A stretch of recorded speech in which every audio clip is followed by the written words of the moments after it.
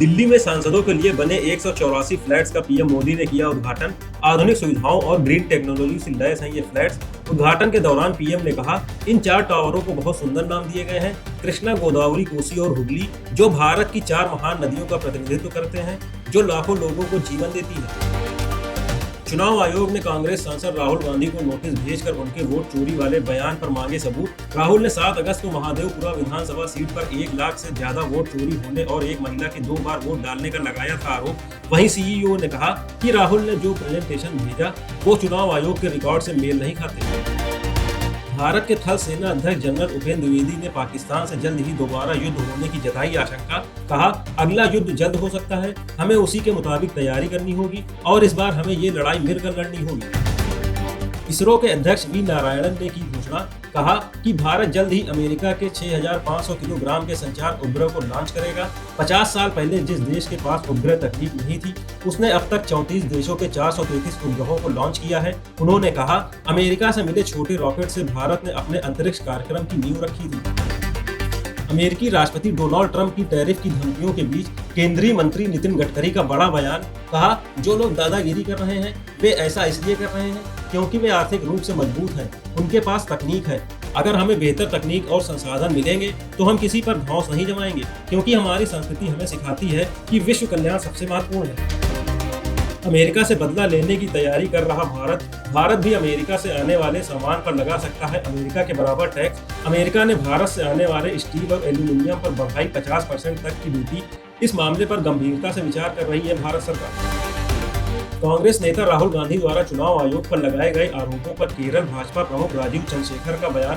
कहा, राहुल का संवैधानिक संस्थाओं, सरकार और भारतीय सशस्त्र बलों के खिलाफ कहानियां गढ़ने और आरोप लगाने का पुराना रिकॉर्ड है। हमने 2019 में पुलवामा में ये देखा था और 2008 में मुंबई हमले के दौरान भी ये देखा था। वे हमेशा कहानियां करते हैं।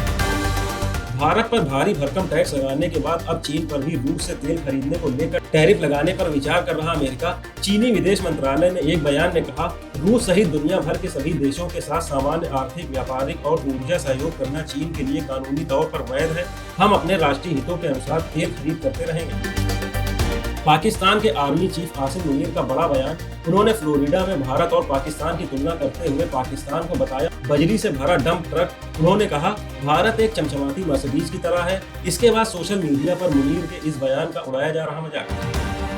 यूपी के 115 राजनीतिक दलों का पंजीकरण रद्द। लखनऊ के पते पर पंजीकृत 29 पार्टियों का नाम भी इस लिस्ट में है शामिल। सभी 115 दलों को अपील करने के लिए 1 महीने का दिया गया समय। राजनीतिक रूप से पूरी तरह निष्क्रिय चल रहे थे ये दल।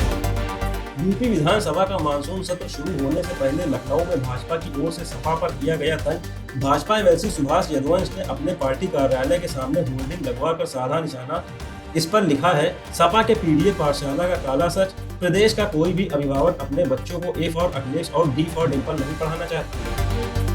महाराजगंज के भारत नेपाल अंतर्राष्ट्रीय सीमा पर सुरक्षा एजेंसियों ने एक चीनी नागरिक को घुसपैठ के दौरान किया गिरफ्तार। नेपाल में टूरिस्ट वीजा पर 4 दिनों से रह रहा था चीनी नागरिक। वो सोनौली बॉर्डर पर बने आधिकारिक चेक पोस्ट से न होकर सीमा से सटी 2 नंबर गली के रास्ते भारतीय सीमा में घुसने की कर रहा था कोशिश। कुशीनगर में यूपी के पिछड़ा वर्ग आयोग के सदस्य और नेता फूल बदन कुशवाहा ने एक बड़े अवैध कब्जे और भ्रष्टाचार के मामले का किया पर्दाफाश। उन्होंने सीएम योगी को पत्र लिखकर सरकारी जमीन पर अंजुमन इस्लामिया फैजुल उलूम नामक मदरसे द्वारा अवैध कब्जे और सरकारी धन के दुरुपयोग का लगाया आरोप। साथ ही सीएम से की सख्त कार्रवाई की मांग।